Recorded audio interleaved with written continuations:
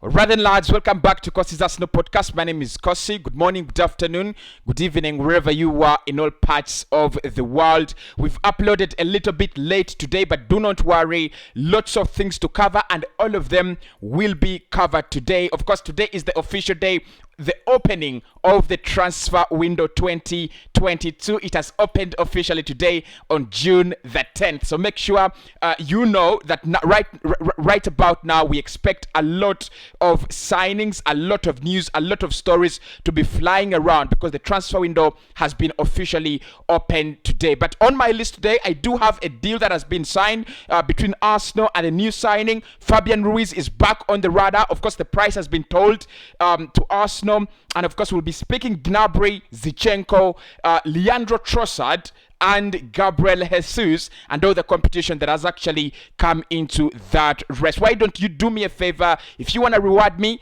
let's get those rewards in by hitting the like button. 250 likes. That will actually do it for me. So make sure you hit the like button. 250 likes. I think that will do it. Subscribe to the channel. We are very, very close to 39,000. Actually, we are 200 subscribers away from 39,000. So if you can subscribe to that, get that 39 in. We got to 40. We got to 50. And of course, we want to reach 1 million subscribers. Time will tell. But to get the party started, let's start off with Fabian Ruiz.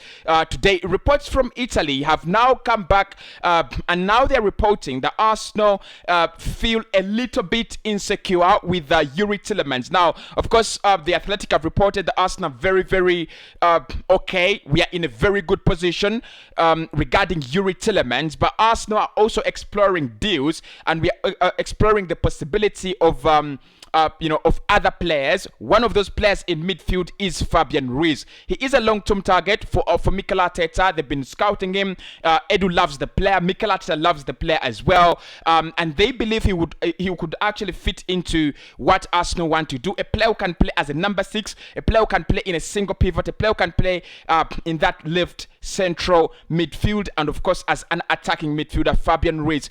They're looking at him.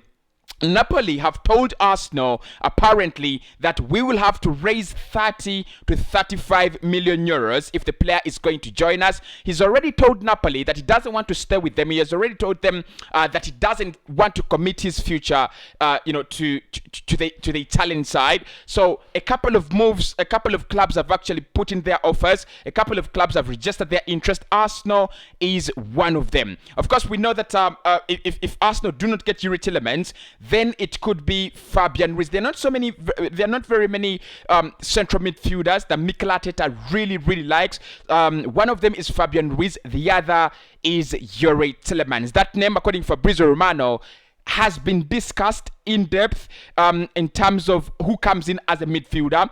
Fabian Ruiz has been discussed in depth. Tielemans is the priority. The Athletic did provide an update yesterday, and they said Arsenal are in an okay position. They believe they can seal that deal within this month. But if that deal doesn't come through, if an agreement does not come around, we will not be very, very surprised if Fabian Ruiz is the player Arsenal turn to. For me, lads, 30 to 35 million euros, that is, again, maybe not a very, very huge bargain because his contract is running down, but that is real value for money. Another player in his prime, 25, 26, 27, is very, very good. He's a very, very good baller. He can bring that kind of, vibe. He can bring that kind of rhythm to the midfield. He can control the ball. He can dictate the tempo of the game, and he can also help us in terms of creativity, helping out Martin Odegaard and increasing the number of chances Arsenal create per 90. So Fabian Ruiz is one player to keep our eyes and ears onto as the window opens officially. And of course, the second story that lights comes in from Fabrizio Romano. Arsenal have finally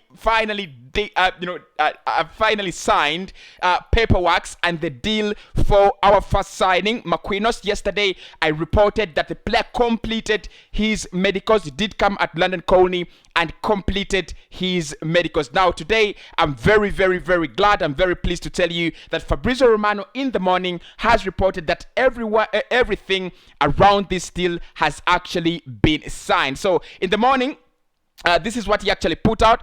He said Arsenal and Sao Paulo have actually signed the deal for Marquinhos. Everything now is in place. An official announcement should be coming very, very soon. Here we go. And if I want to quote him, he says, deal finally signed between Arsenal and Sao Paulo for Brazilian winger Marquinhos. Everything completed on a permanent deal. 3.5 million euros fee. Contract agreed until 2027 for Marquinhos, born in 2003 and now set to be announced as a new Arsenal player. So, of course, that was to add more information to what he had actually put out a little bit earlier on May the 16th when he said Arsenal have reached a full agreement with Sao Paulo to sign Brazilian winger Marquinhos, born in 2003.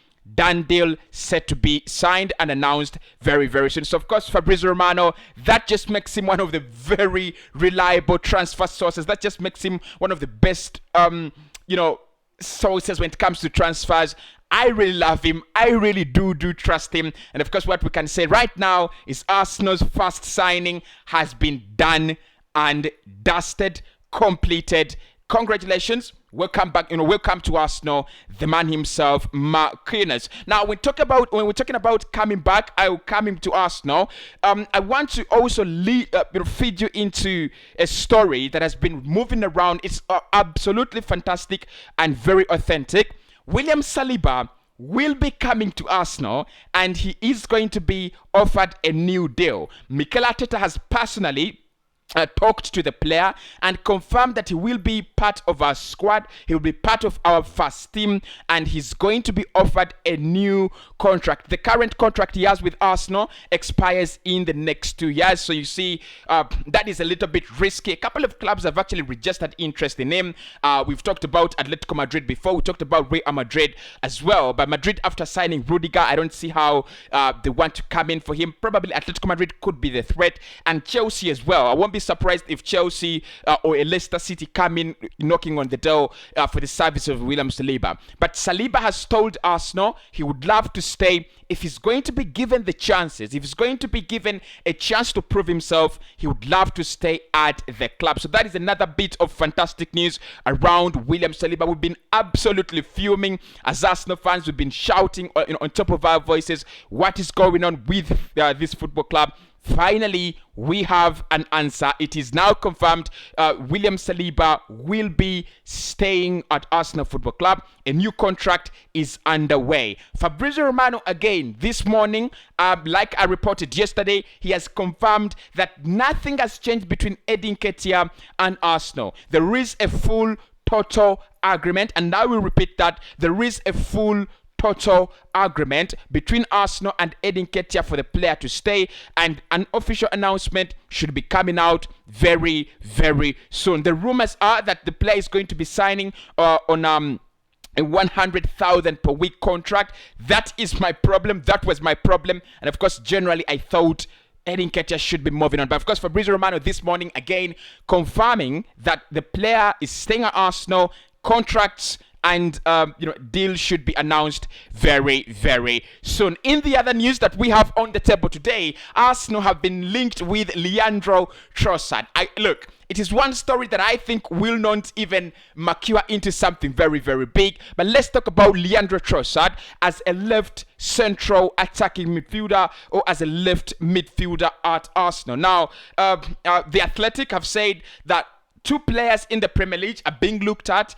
as, in the position of a central midfielder, of a left midfielder. One is Yuri Tillemans, and the second one is Leandro Trossard. That, of course, talking about saying the Premier League, that excludes players like Fabian Ruiz, Frankie De Jong, and a couple of others that have been discussed on that list. But Leandro Trossard, I think there is no much information more than that his name has been discussed, on the list of midfielders that could actually come into Arsenal. But I want to give my thoughts on Leandro Trossard.